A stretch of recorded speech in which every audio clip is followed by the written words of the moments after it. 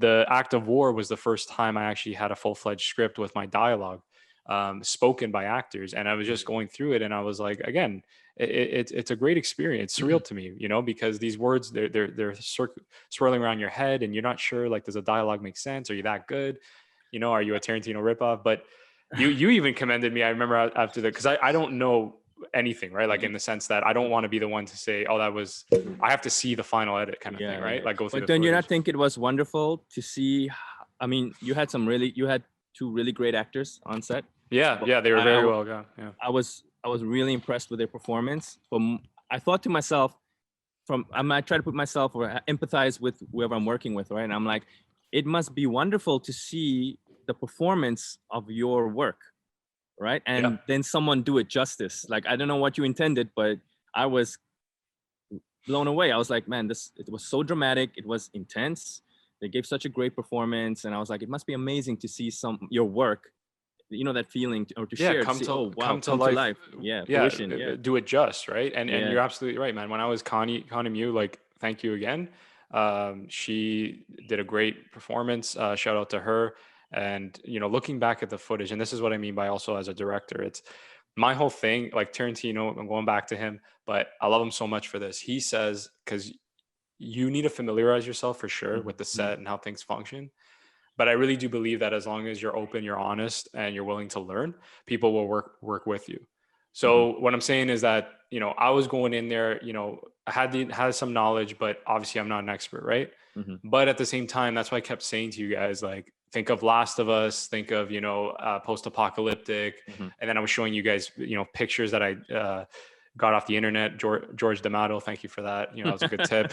He always told me to do that. Yes. Because that's how she was able to convey that performance, right? I said it's very rustic. She's like, a hard ass, the character, right, of Sarah. And obviously Abiel, he co-wrote this project, so he understood where I was coming from. So that was an approach for him. But what I'm saying is that, it was so exciting, man, to see the lines that you've written come to life. But like you said, do it justice, right? Because people don't realize that even with Tarantino scripts, that's why a lot of people, like Samuel Jackson, he'll say they sing my dialogue. There's a way you enunciate the words and the breaks and the beats that that do it justice, right? And I would have preferred, like, spending a little bit more time. I think any director, if you could, you would spend a month on one scene. But at the end of the day, it's like, for how they interpreted the lines, for how they interpreted the script, just from what I've seen going through the footage, right? They did it justice. Yeah. And that's all I could ask for, really. Yeah, I'm excited to see the end product. I was even looking at, like, the BTS. I know Jermaine, the gentleman that was helping me with lighting. Yes, of course. Just his BTS on his Sony with the lighting, it looked amazing. So I was like, I can just imagine how good the original footage is going to look, right? So for sure. He did an outstanding job with that. I have to look through it still because there's a lot, and I'm really thankful for that. It's so important. People might.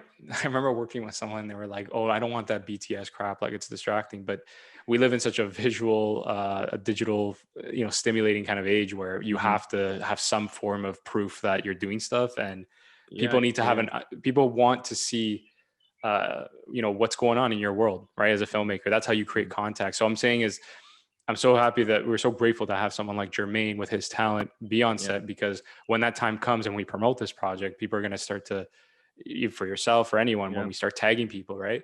Wow, who did this? Who set up that? Right. So it may even be a prerequisite for depending on what you decide to do with it, whether it's festivals or whatever. It may even be a prerequisite. So it's better to have it than wish that you had it, Yeah. Even like, because again, as storyteller, back to your comment about storytellers, I love that you bring this up.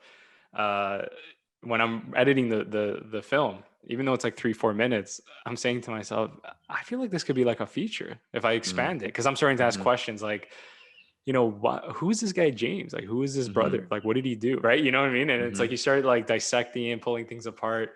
So that's the beauty of these short films, right? Like, you use it for your creative portfolio and, to get some recognition at festivals. But I'd love to expand them even more, right? A lot of filmmakers we know, right? Damien Chazelle did that with Whiplash. He used his short film, right, to graduate from Harvard.